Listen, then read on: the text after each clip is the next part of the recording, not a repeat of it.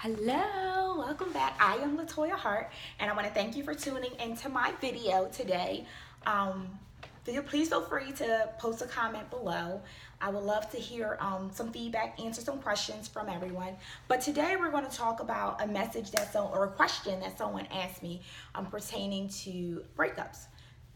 I'm the breakup girl, right? That's all I talk about, or mostly what I talk about. So the question was, I've been in 5 relationships in the last 6 years, and my question is, what am I doing wrong? My goal is to get married, but I keep going through these cycles of being in a relationship, and then the relationship abruptly ends, and I want different going forward, but I don't know how to get different because I've gone through this cycle, and I want to know if it's my fault.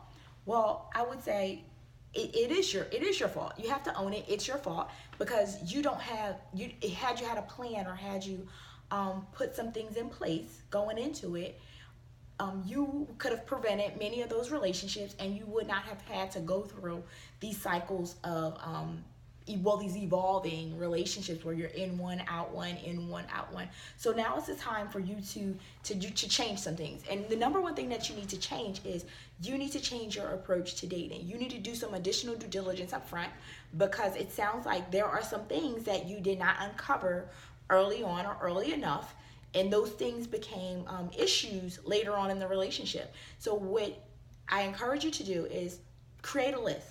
The list should encompass, you should reflect on the last 5 relationships that you've been in, the positives and the negatives of those relationships, and create a list. One side of the list is going to include all the positive things that you found in that person, all the characteristics, all those things that you were fond of in that relationship. The other side is all the red flags, all the negative things that you found in a relationship, all the things that you won't tolerate and cannot tolerate in any relationships going forward. And those are the things that you should be consciously aware of when you continue to date in the future.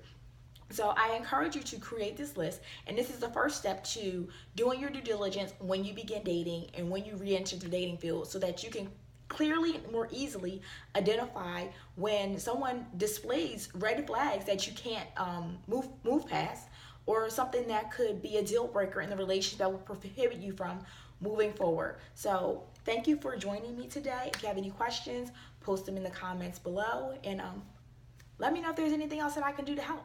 Thanks.